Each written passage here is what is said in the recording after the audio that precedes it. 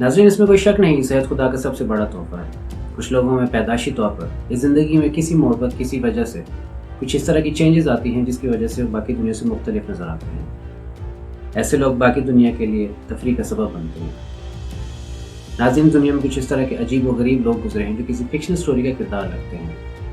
کیا آپ جانتے ہیں کہ ایک ایسا فٹ بال پلیئر تھا جس کی 3 ٹانگیں تھیں، اور ایک ایسی لڑکی گزری ہے جس کو کیمل گرل کے نام سے جانا جاتا تھا؟ اس ویڈیو میں آپ کو انہی لوگوں کے بارے میں بتائیں گے۔ اگر آپ اس طرح کی ویڈیوز دیکھنا چاہتے ہیں تو نیچے دیے ہوئے سبسکرائب بٹن کو دبا دیں اور ساتھ میں بیل آئیکن کو بھی کلک کر دیں تاکہ ایسی دلچسپ ویڈیو سب سے پہلے آپ تک پہنچ سکیں۔ لینٹینی فرانچسکو 1889 میں پیدا ہوا۔ پیدائش کے وقت اس کی 3 ٹانگیں تھیں کیونکہ اس کے باقی 11 بہن بھائی بالکل نارمل تھے، جو اس کے ماں باپ نے اس کو رکھنے سے انکار کر دیا۔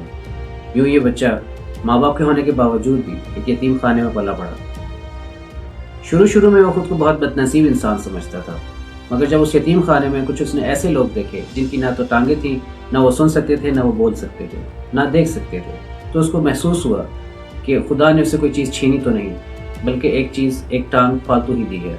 اس نے اپنی اس تیسری ٹانگ کو اپنی کمزوری بنانے کے بجائے اپنی طاقت بنانے کا فیصلہ کیا۔ اس نے فٹ بال کھیلنا سیکھا اور ساتھ میں آئس اسکیٹنگ بھی سیکھی۔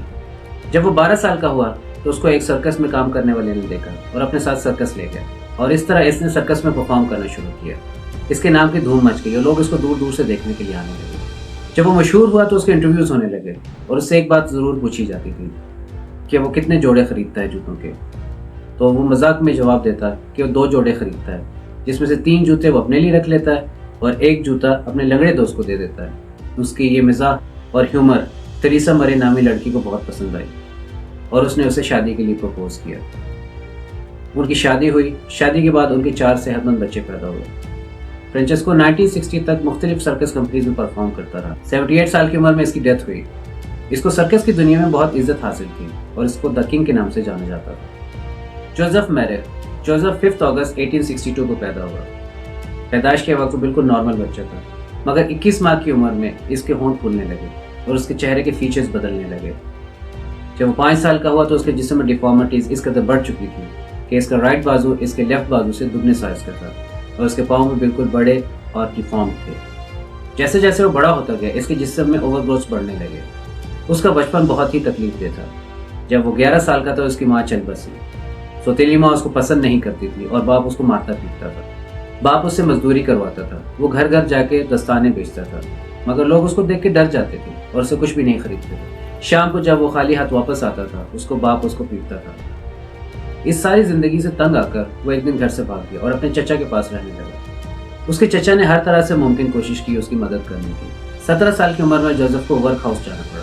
ورک ہاؤس ایک ایسی جگہ تھی، ایک ایسی پناہ گاہ تھی جہاں پر غریب لوگ رہا کرتے تھے، مگر وہاں کی زندگی بڑی خراب تھی۔ جوزف یہاں بالکل بھی خوش نہیں تھا۔ اس نے 5 سال بڑی مشکل سے یہاں گزارے۔ پھر اس کی ملاقات ٹام نارمن سے ہوئی جو کہ ایک سرکس میں کام کرتا تھا، اور یوں جوزف نے اس کی سرکس میں فریک شوز میں کام کرنے لگے۔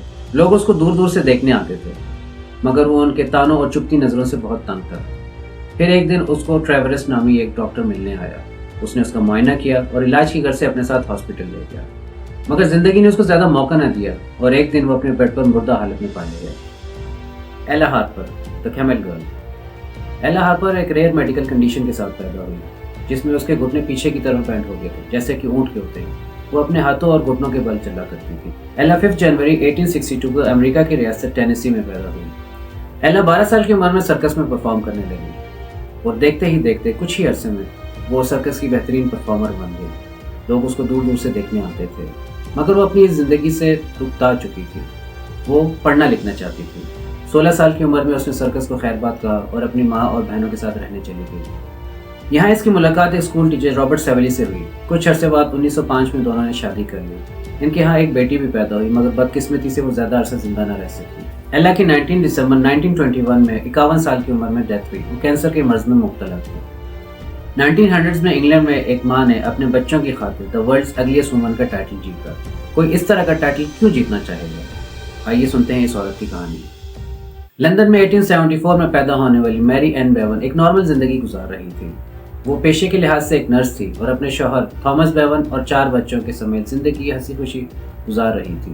شادی کے کچھ عرصے بعد اس کی صحت خراب ہونے لگی۔ وہ ایسی بیماری میں مبتلا تھی جس میں ضرورت سے زیادہ گروتھ ہارمونز پیدا ہوتے ہیں۔ دیکھتے ہی دیکھتے اس کی خوبصورتی بدصورتی میں بدلنے لگی۔ پھر اسے سب سے بڑا دھچکا تب لگا جب اس کے ہسبینڈ کی ڈیتھ ہو گئی اور بچوں اور گھر کی تمام تر ذمہ داری اس کے کندھوں پر آ پڑی۔ بیماری کی وجہ سے وہ کوئی کام کر نہیں سکتی تھی اور گھر کے حالات دن بدن خراب ہو رہے تھے۔ مجبور ہو کر اس نے دی ورلڈز اگلیسٹ وومن کانٹیسٹ میں حصہ لینے کا فیصلہ کیا تاکہ وہ پرائز منی جیت کر اپنا اور اپنے بچوں کا پیٹ پال سکے۔ اس نے یہ پرائز منی جیت لی اور ساتھ ہی اس نے سرکس میں بھی پرفارم کرنا شروع کیا۔ اس کی ڈیتھ 1933 میں ہوئی۔ سالم محمد دی ٹری مین۔ 34 سالہ سالم محمد کا تعلق بنگلہ دیش سے ہے۔ ایک ایسی بیماری میں مبتلا ہے جس میں اس کے ہاتھوں اور پاؤں پر واٹس پیدا ہوتے ہیں جو کہ دکھنے میں بالکل درخت کی جڑوں کی طرح لگتے ہیں۔ یہ ایک ایسی ریئر بیماری ہے جس کے صرف 200 کیسز رپورٹ ہوئے ہیں پوری دنیا میں۔ سالے جب 5 سال کا تھا تو اس کے جسم پر سب سے پہلے یہ بیماری نمایاں ہوئی، مگر دیکھتے ہی دیکھتے سارے جسم پر پھیل گئی۔ متعدد سرجریز کے باوجود بھی یہ واٹس دوبارہ سے نمایاں ہونا شروع ہو جاتے ہیں۔ ناظرین، آپ کے دوستوں میں بھی ایک ایسا دوست ہوگا جو کہ اپنی بھوک یعنی ایپیٹائٹ کی وجہ سے سارے دوستوں میں مذاق کا موضوع ہوگا۔ آج ہم آپ کو ایسے شخص کے بارے میں بتائیں گے جس کی بھوک کی کوئی انتہا نہیں تھی۔ وہ جتنا کھاتا تھا اس کی بھوک اتنی بڑھتی چلی جاتی تھی۔ ترارے 1772 میں لیون فرانس میں پیدا ہوا۔ بچپن سے ہی اس کی ایپیٹائٹ بہت زیادہ تھی اور اس سے غریب ماں باپ اس کی خوراک پوری نہیں کر سکتے تھے۔ ترارے ٹین ایج میں ہی بے گھر ہو گیا اور سڑکوں پر آ گیا۔ وہ اپنی بھوک مٹانے کے لیے کچرے میں سے پھینکا ہوا کھانا نکال کے کھاتا تھا، مگر جب بھی اس کی بھوک نہ مٹتی تو وہ کیڑے مکوڑے یا چوہے بلیاں پکڑ کے کھا لیتا۔ وہ فریک شوز میں پرفارم کرنے لگا، جہاں اس کو جو دیا جاتا وہ کھا لیتا۔ کئی دفعہ تکلیف کی وجہ سے اس کو ہاسپٹل لے جایا گیا، جہاں پہ ڈاکٹرز نے سرجری کر کے اس کے پیٹ سے عجیب و غریب چیزیں نکالی۔ وہ اسٹریٹس میں یوں ہی پرفارم کرتا رہا۔ پھر فرانس کے انقلاب کے دوران اس کو زبردستی آرمی میں بھیجا گیا۔ اسے باقی فوجیوں سے 4 گنا زیادہ کھانا دیا جاتا، مگر وہ بھی اس کے لیے کافی نہ ہوتا۔ وہ ادھر ادھر سے پکڑ کے جو چیز اس کو ملتی وہ پکڑ کے کھا لیتا۔ پھر ایک دن تکلیف کی وجہ سے اس کو آرمی ہاسپٹل لے جایا گیا۔ ڈاکٹر اس کی حالت دیکھ کر حیران رہ گئے۔ انہوں نے سفارش کی کہ اس کو لیو پہ بھیجا جائے تاکہ ڈاکٹر اس کے ڈائجسٹو سسٹم کا معائنہ کر سکے۔ ڈاکٹرز کی ان سفارشات پر عمل کیا گیا۔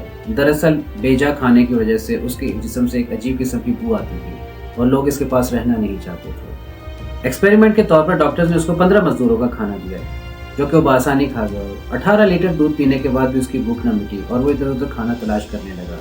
ڈاکٹرز کو بھی اندازہ ہو چکا تھا کہ اس کے بھوک کی کوئی انتہا نہیں ہے۔ انہوں نے اس ٹائم کے لحاظ سے ہر طرح کا علاج کیا، مگر کوئی فائدہ نہ ہوا۔ ایسا ہاسپٹل میں رہنے کے بعد پھر وہ اسٹریٹس پر آ گیا اور فریک شوز میں پرفارم کرنے لگا۔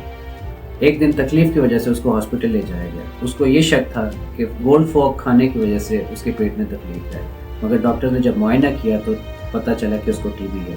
کچھ دن کے بعد ترارے کی ڈیتھ ہو گئی۔ ناظرین، اگر آپ کو یہ ویڈیو پسند آئی ہو تو اس کو ضرور شیئر کریں اپنے دوستوں کے ساتھ اور اس کو لائک بھی کریں۔ اگلی ویڈیو تک کے لیے اجازت چاہوں گا۔ اپنا اور اپنے پیاروں کا خیال رکھیں۔ اللہ حافظ۔